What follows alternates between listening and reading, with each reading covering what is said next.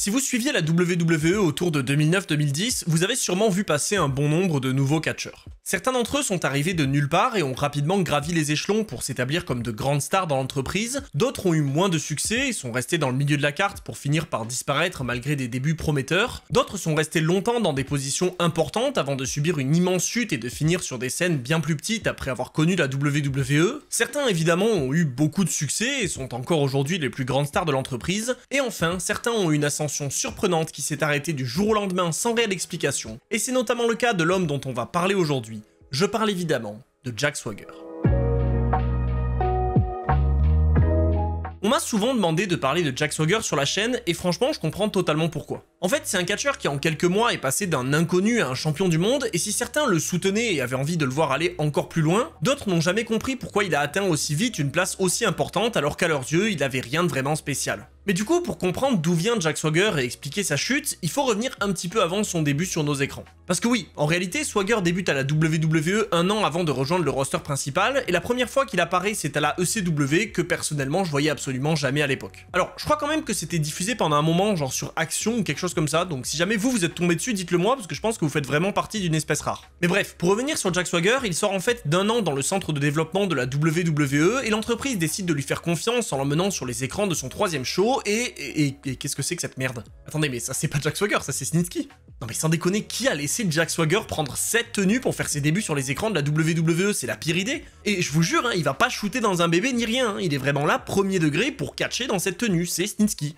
Bon bah tant pis, hein, écoutez, on est bien le 9 septembre 2008 et Jack Swagger fait ses débuts officiels à la WWE en venant facilement à bout d'un certain Josh Daniels avec une Blue Thunder Bomb dans un match dans lequel il va quand même réussir à montrer de belles choses. Alors oui, on y revient quand même une dernière fois, hein, mais entre la tenue et la musique d'entrée, il y a vraiment rien qui va, d'autant que je rappelle, c'est son premier match. C'est vraiment jeter le mec dans le feu que de le faire débarquer comme ça, hein, mais bon, à part ça, c'est quand même pas si mal. Et puis, en vrai, je pense qu'il faut pas non plus grand chose pour améliorer la tenue, hein. Regardez, vous mettez un petit logo, hop, et là on est nickel. Bah oui, regardez, soyons pas si durs avec lui, je suis sûr que si Jack Swagger il avait débuté en mettant en avant le pouvoir énergisant des boissons au lit, il aurait encore plus rapidement atteint les sommets, regardez. Je suis Jack Swagger, vous vous demandez peut-être comment je suis aussi puissant, plein d'énergie, et pourquoi je suis le futur de la WWE? C'est très simple, c'est grâce à Oli. Leur incroyable Raspberry Raptor me donne de l'énergie pour toute la journée et j'ai jamais de crash post-caféine. En plus, je prends soin de mon corps d'athlète puisque les boissons ne contiennent ni sucre ni arôme artificiel. Avec ça, croyez-moi que je suis certain d'être un futur champion du monde, ça ne fait aucun doute. Eh, attendez, me dites pas que ça rend pas bien, vous lui rajoutez un petit passage sur la gamme hydratation qui permet de faire le plein d'électrolytes et sur la gamme Ice Tea pour se détendre sur la plage pendant l'été, et je vous garantis que vous avez une star. Bon, au pire, si vous me croyez vraiment pas, si vous pensez que ça aurait pas marché, le mieux c'est que vous testiez par vous-même, vous utilisez le lien dans la description et le code MonsieurHawkins5 pour 5 € de réduction sur votre première commande, et si comme notre espèce de Jack Swagger alternative vous êtes déjà habitué, bah régalez-vous de 10% sur tout le site avec le code MonsieurHawkins, c'est tout simple.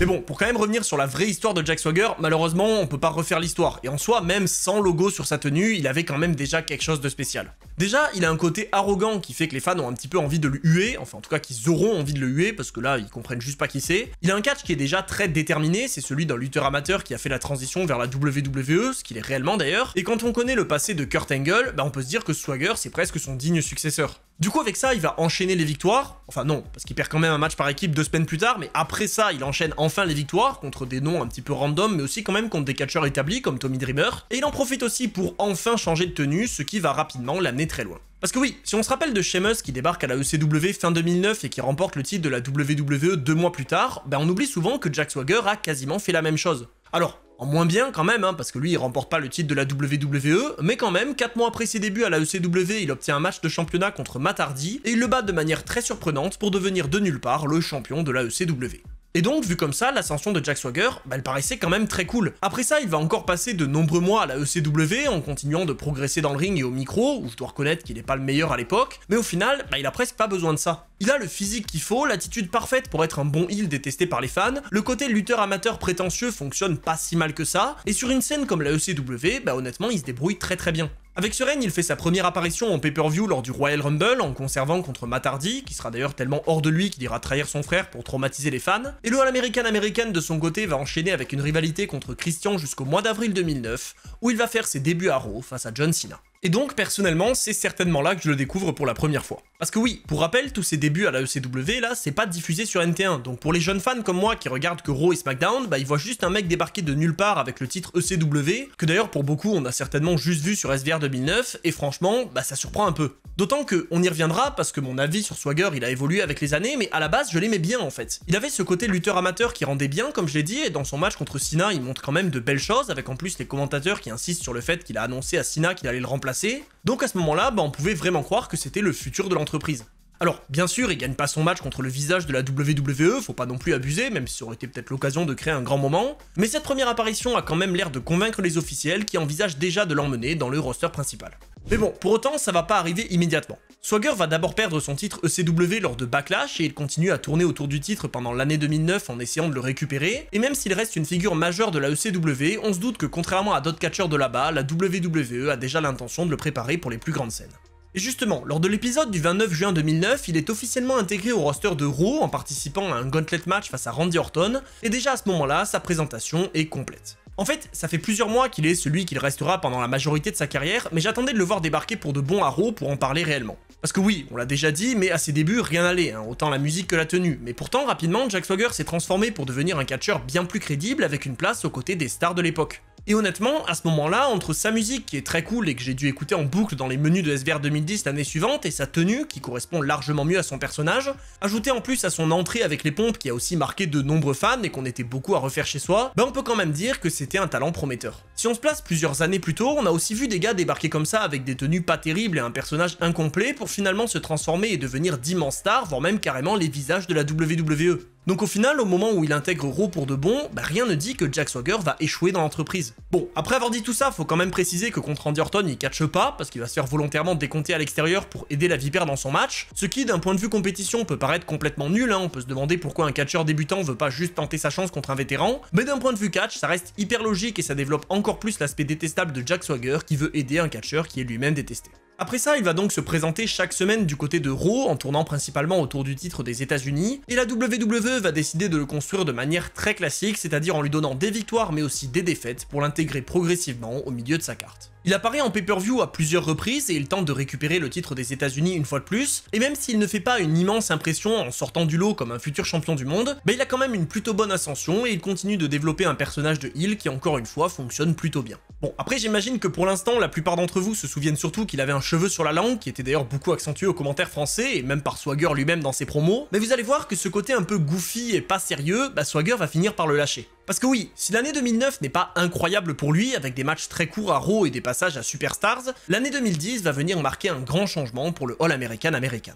Même si l'année commence plutôt mal pour lui avec 4 défaites d'affilée, il a l'occasion de se rattraper lors de l'épisode du 1er mars 2010 avec un match qualificatif pour le Money in the Bank. Et vous le savez sûrement, ce match c'est l'opportunité d'une vie, surtout pour un jeune catcheur comme Jack Swagger. Et donc il vient facilement à bout de Santino Marella pour se qualifier pour le match et il débarque à WrestleMania 26 dans le combat de l'échelle à 10 catcheurs pour marquer un immense moment de sa carrière. Parce que oui, en 2010, la WWE a décidé de vraiment charger son match Money in the Bank, et franchement, cette année-là, c'était très dur de pronostiquer un vainqueur. Mais pour le coup, si à l'époque on m'avait demandé de dire qu'il n'avait absolument aucune chance de gagner cette mallette, bah j'aurais certainement dit Jack Swagger. Alors, c'est sûr que c'est pas le seul, hein, Kane, Matt Hardy, MVP et Shelton Benjamin étaient clairement pas des favoris non plus à mes yeux, mais parmi les plus jeunes, je voyais largement plus McIntyre, Evan Bourne, Kofi Kingston ou Dolph Ziggler repartir avec la mallette. Et puis même, à l'époque, Christian est vraiment apprécié par les fans, donc ça paraît pas déconnant de le voir décrocher la mallette pour remporter un titre qu'il n'a encore jamais gagné. Mais alors que justement tout indique que Swagger va perdre ce match qui garantit à son vainqueur un titre de champion à l'époque, puisque personne n'a encore raté son encaissement, le All-American américain va surprendre les fans en grimpant au sommet de l'échelle pour décrocher le contrat le plus important de sa carrière et remporter le Money in the Bank de WrestleMania 26. Et là, je vais être honnête, l'affection que je pouvais avoir pour Swagger à ses débuts, elle a totalement disparu. Alors, je sais que c'est un sujet qui va faire un peu débat, certains seront d'accord et d'autres non, mais pour moi, c'était un très mauvais choix de donner la mallette à Swagger, et au final, l'avenir m'a vraiment donné raison. Et puis, en plus, la WWE aurait peut-être pu se rattraper en développant le personnage de Swagger autour de la mallette, il aurait pu devenir encore plus arrogant, ou même s'inspirer du travail de Edge pour se mettre en avant. Bref, en gros, juste prendre son temps avant d'encaisser, mais finalement, il va faire tout le contraire. Dès l'Euro après WrestleMania, il va d'abord tenter d'utiliser son contrat pour battre John Cena, le champion de la WWE, mais malheureusement il échoue, et il se rabat finalement sur Chris Jericho, le champion du monde poids lourd lors du SmackDown suivant, profitant d'une attaque de Edge sur le champion pour utiliser sa mallette, et devenir pour la première fois champion du monde à la WWE. Et là il va falloir que je fasse une petite pause parce qu'il y a une information importante à préciser. Parce que oui, ok, à l'époque c'est surprenant de voir Swagger sortir de nulle part et encaisser sa mallette pour devenir champion du monde poids lourd, mais sachez que ça aurait pu être encore plus fou. Comme je l'ai dit, Swagger il tente d'abord de s'en prendre à John Cena pour le titre de la WWE, et puisqu'il échoue, il part plutôt sur le titre poids lourd que là il réussit à remporter. Sauf que si ça c'est l'histoire qui nous a été racontée à l'époque, en nous mettant en avant le fait que Jericho était blessé, la réalité elle est un peu différente. En fait, quelques temps après avoir réussi son encaissement sur Jericho, Swagger apprend dans les vestiaires qu'initialement il devait réussir son cash-in sur John Cena et devenir alors champion de la WWE en battant le visage de l'entreprise, mais le champ a refusé ce scénario et la WWE a donc trouvé une autre solution. Et oui, je précise au cas où certains auraient pas compris, on parle vraiment de la réalité là, on parle d'une discussion autour d'un scénario dans le catch, donc John Cena, on lui a présenté l'idée de perdre son titre contre Jack Swagger, et il a tout simplement dit non. Alors après, comme d'habitude, il faut vraiment prendre cette information avec des pincettes, elle est sortie une seule fois de la bouche de Swagger, et personne n'a jamais développé cette histoire. Mais bon, si on en croit ses paroles, John Cena a bien refusé de perdre son titre contre un nouveau venu à l'époque. Et je sais que je suis souvent le premier à tirer sur John Cena, c'est un petit peu ma gimmick depuis la génération NT1, mais là, je le comprends un petit peu en fait. Alors attention, je dis pas que je comprends le fait de refuser de mettre en avant un autre catcheur, je dis juste que je comprends l'idée de pas donner le titre à Swagger aussitôt. Parce que, ok, il se rabat sur le titre poids lourd, mais c'est pas pour autant que ça va être bien, hein. Et oui, déjà comme je l'ai dit, ça sort complètement de nulle part, et même si la foule, elle, a une plutôt bonne réaction, Jack Swagger, lui, il fait la gueule. Alors tout ça, ça s'expliquera un petit peu plus tard, parce qu'en fait, il profite de cette victoire pour devenir plus sérieux, mais bordel, tu viens de gagner le titre poids lourd, célèbre un peu. Bon après c'est peut-être juste moi qui fais une fixette, mais en le revoyant ça m'a rappelé qu'à l'époque ça m'avait déjà choqué, j'étais là mais c'est trop bizarre de faire ça, donc si vous aussi vous avez trouvé ça bizarre à l'époque, dites-le moi parce que ça m'intéresse de savoir. Bon après comme je l'ai dit, même si sur le moment c'est un petit peu bizarre, ça reste pas non plus totalement déconnant parce que ce sera expliqué plus tard dans la soirée avec Jack Swagger qui revient pour s'adresser au public dans un segment pas si mauvais, dans lequel il va d'abord rappeler son palmarès en lutte amateur et surtout dans lequel il dit qu'il est le remplaçant de Shawn Michaels, ce qui lui vaut pas mal de huées. En plus, le fait de le faire venir avec son texte pour vraiment lire ce qu'il a à dire, même si ça peut paraître un petit peu bizarre, là ça fait vraiment message officiel du champion, et donc c'est pas si mauvais je trouve. Bon, le seul problème de tout ça, c'est que comme il a pas encaissé sur John Cena mais sur Jericho, il a pas vraiment de héros des fans en tant que rival. Du coup, après l'arrivée de Jericho qui annonce qu'il va reprendre son titre, c'est finalement Edge, le vainqueur du Royal Rumble et le rival de Jericho qui fait son entrée pour justement camper le rôle de favori du public et démarrer une nouvelle histoire avec Jack Swagger. Swagger va donc défendre une première fois son titre dans un triple menace contre Edge et Jericho lors du SmackDown du 16 avril, et il a l'occasion de se confronter à l'Undertaker du côté de Raw, et finalement sa rivalité contre Jericho et Edge se termine très rapidement pour lancer le champion dans une histoire contre Randy Orton. Il affronte donc ce dernier lors de Extreme Rules et le bat pour conserver son titre, et finalement son personnage sérieux semble lui garantir un avenir plutôt prometteur. Enfin, ça c'était sans compter sur ce qui se passait en réalité à l'époque. Parce que, on va être honnête maintenant, Swagger en tant que champion, ça a pas si bien marché que ça. Ok, il a peut-être pris cet air un peu plus sérieux qui correspond un peu plus au fait d'être champion du monde, mais il enchaîne beaucoup de défaites en tant que champion, ce qui a pas beaucoup de sens, parce que tous les mecs qui l'ont battu devraient avoir une chance au titre. Et après avoir conservé contre le Big Show en se faisant disqualifier lors de Over the Limit, ce qui est vraiment pas terrible, il finit par perdre son titre après un court règne de 3 mois en étant battu par Rey Mysterio lors de Fatal 4-Way. Après ça, Swagger va donc tenter de revenir au sommet en obtenant une nouvelle chance au titre lors de Money in the Bank dans un match étonnamment très bon et que je vous conseille. Mais vous l'aurez bien compris, la gloire de Jack Swagger était déjà terminée et on va alors pouvoir commencer à parler de sa chute. Parce que oui, le passage de champion du monde poids lourd à Superstars en quelques mois, ils sont pas nombreux à l'avoir fait, et Swagger en fait partie. Oui, parce que rapidement, pour ceux qui connaissent pas bien, passer de champion du monde à Superstars, c'est un petit peu comme si en juin tu jouais pour le Real et que à la rentrée tu jouais pour, je sais pas, c'est qui le dernier de National 1 ? Cholet. Voilà, Cholet, bravo, vous avez gagné Jack Swagger, félicitations. Non, plus sérieusement, la chute elle fait vraiment mal. Et même si Swagger essaye de se reprendre un petit peu avec une rivalité contre Edge, il retombe très vite en milieu de carte et redevient celui qu'il était avant de gagner le titre poids lourd. Oui, et puis, tant qu'on y est sur la chute, autant y aller jusqu'au bout, parce que c'est aussi à ce moment-là que Swagger commence à se faire accompagner par une mascotte de Pigarg. Le Pigarg. Et il revient totalement dans un personnage comique qui, vous l'imaginez bien, ne va pas l'amener bien loin. À ce moment-là, il se met à errer en milieu de carte à SmackDown en perdant beaucoup de ses matchs pendant tout le restant de l'année. Il affronte à plusieurs reprises Caval, encore un grand succès de la WWE dont il faudra qu'on reparle un jour, et il finit l'année 2010 en tentant de récupérer le titre intercontinental, ce que malheureusement il ne réussit pas à faire. Du coup, début 2011, on est tous parfaitement conscients que Jack Swagger ne remontera jamais cette pente, et ça se confirme avec une petite rivalité contre Kofi Kingston, mais surtout avec son association avec Michael Cole à l'approche de WrestleMania 27. Ouais, vraiment niveau chute, ce qui subit Jack Swagger, c'est sévère. En 2010, il est là à gagner l'un des matchs les plus importants de WrestleMania, et l'année d'après, il est impliqué en tant que simple coach ou manager dans le pire combat de la soirée. Du coup, avec tout ça, Swagger s'enfonce dans cette histoire horrible avec Michael Cole, ce qui lui vaut un match par équipe contre Jerry Lawler et Jim Ross, qui pour info est commentateur juste, hein, pas ancien catcheur comme Jerry Lawler, donc génial. Et après ça, il part dans une petite rivalité avec Evan Bourne pour combattre lors de l'incroyable Capitol Punishment. Donc voilà, vous voyez que quand on parle de gloire et de chute, on est vraiment sur un cas très particulier. Jack Swagger, son histoire, elle est vraiment brutale. Hein.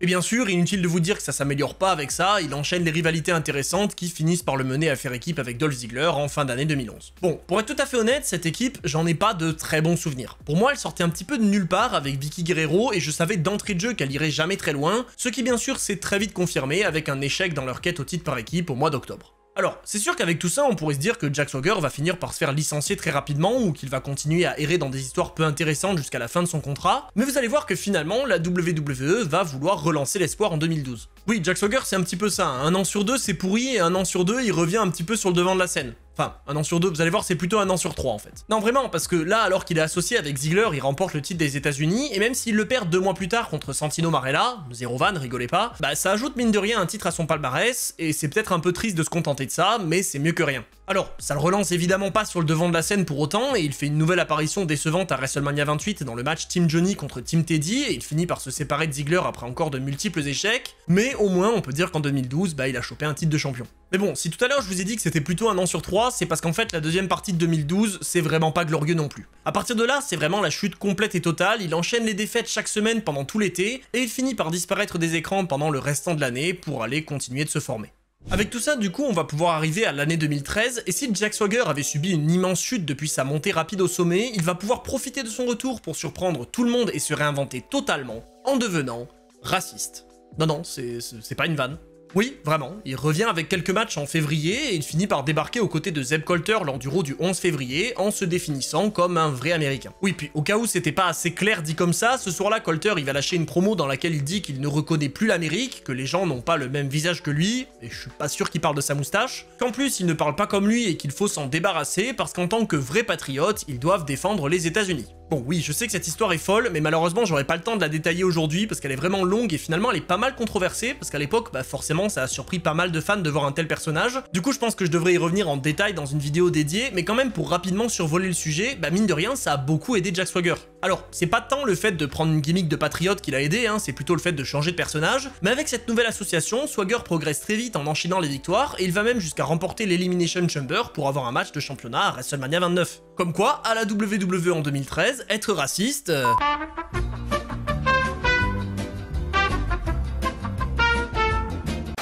En plus sérieusement, évidemment, Jack Swagger est heel à l'époque, hein, c'est vraiment fait pour caricaturer cette branche-là de la politique américaine. Et en plus, comme si c'était pas déjà assez cliché, le champion du monde de l'époque, c'est Alberto Del Rio, donc je vous laisse un petit peu deviner la gueule de la rivalité entre les deux, c'est vraiment à base de retourne dans ton pays, hein. Mais bon, bref. Évidemment, cette rivalité, elle donne pas le titre de champion à Swagger, sinon la morale de l'histoire ferait quand même un peu mal, puisqu'évidemment, à WrestleMania 29, il perd le match, et il s'éloigne de la ceinture rapidement après ça. Du coup, avec tout ça, Jack Swagger retombe en milieu de carte, d'autant qu'il prend encore une pause pour soigner une blessure, et à son retour, il se met à faire équipe avec Antonio Cesaro, formant les Real Americans, qui franchement étaient pas si mal que ça. Alors c'est sûr qu'encore une fois la gimmick est assez audacieuse et c'est évidemment pas le genre d'histoire qui va propulser un catcheur au sommet de l'entreprise, mais les deux ont quand même une petite période sympa et forment une équipe intéressante qui leur permet de conclure l'année 2013 en obtenant des chances au titre par équipe. Bon quand même malheureusement pour eux cette période elle est pas non plus remplie de succès hein, puisqu'ils retombent assez rapidement dans des matchs et des histoires moins importantes et même si leur gimmick We the People commence à prendre de plus en plus avec les fans, avec notamment l'entrée remarquable de Jack Swagger au Royal Rumble 2014, ils finissent par se séparer lors de WrestleMania 30 après avoir encore une fois échoué dans leur quête au titre par équipe.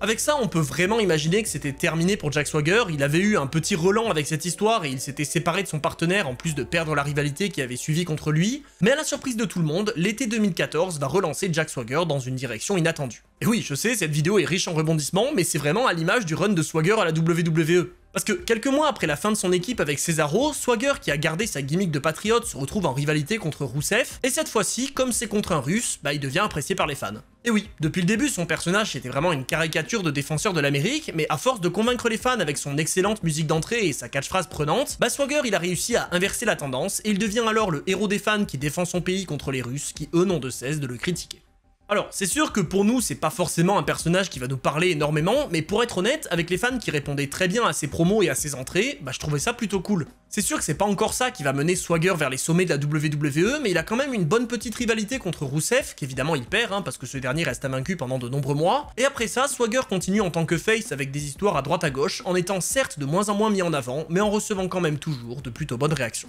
Avec tout ça, Swagger apparaît quand même de moins en moins à la télé sur la fin de l'année 2014, et il enchaîne là encore de nombreuses défaites, en plus de se séparer de Zeb Colter, ce qui évidemment le rend beaucoup moins populaire avec les fans, et met définitivement un terme à ce petit retour sur le devant de la scène. Comme à chaque fois dans sa carrière, cette petite remontée n'a pas été de très longue durée, et il participe donc à des matchs anecdotiques début 2015 en ne combattant que très rarement à Raw, à tel point qu'entre mars et juin il fait aucun match dans le show rouge, et il n'apparaît à l'époque que dans les shows tertiaires de la WWE. Il faudra attendre la fin de l'année pour le revoir mis un petit peu en avant dans un match pour le titre des États-Unis contre Del Rio à TLC, qui est désormais accompagné par Zeb Colter, et après des associations aléatoires avec Ryback et Mark Henry début 2016, Swagger retombe une fois de plus du côté de Superstars où il ne fera encore une fois pas grand chose, jusqu'à une tentative de retour à SmackDown en fin d'année, qui sera là encore un énième échec. Oui d'ailleurs ça va peut-être vous surprendre, mais c'est très probable que vous vous souveniez de cette époque de Jack Swagger, et en particulier si vous suivez Drew McIntyre sur Twitter qui a partagé une de ses promos très récemment. Et en vrai c'est peut-être un peu triste, mais cette promo en question elle est d'ailleurs très souvent utilisée pour illustrer une mauvaise performance au micro, alors que, ok, elle est vraiment pas terrible et le public réagit pas, mais honnêtement il y a quand même largement pire.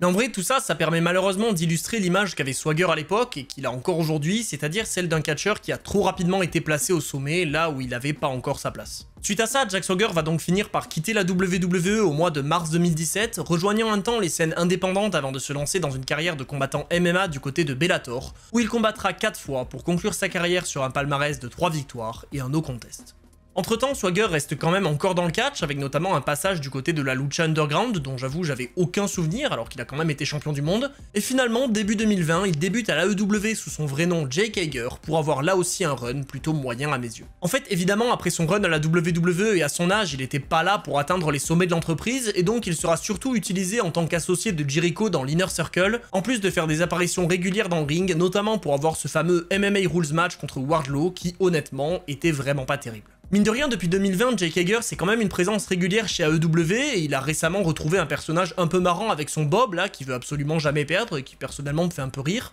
Mais bien sûr, il est toujours resté loin de tout titre de champion du monde et il est surtout un catcheur de milieu de carte qui peut être utilisé pour mettre en avant des talents bien plus prometteurs.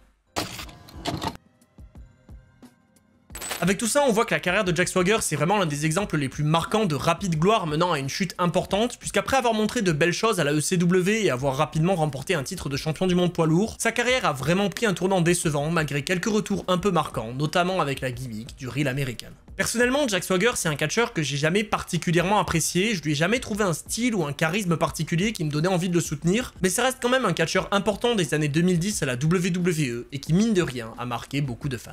Du coup, si vous vous rappelez très bien de Jack Swagger ou que cette vidéo vous a fait remonter quelques souvenirs, n'hésitez pas à me dire ce que vous en pensiez à l'époque. Est-ce que vous trouviez qu'il avait vraiment sa place et que c'était cool d'avoir un mec qui sort de nulle part pour devenir champion, ou est-ce que justement il sortait trop de nulle part? Et le temps que vous rédigiez votre commentaire, n'hésitez pas à en profiter pour vous régaler des boissons au lit. Je vous rappelle, vous avez le code MonsieurHawkin5 pour 5 € de réduction et le code MonsieurHawkin pour 10% sur toute la boutique. Moi sur ce, je vous attends très vite sur tous mes autres réseaux qui sont en description, notamment sur Twitch. Je suis normalement en live immédiatement. Et sur ce, j'ai très hâte de vous retrouver. C'était Monsieur Hawkin et on se retrouve très vite pour d'autres histoires.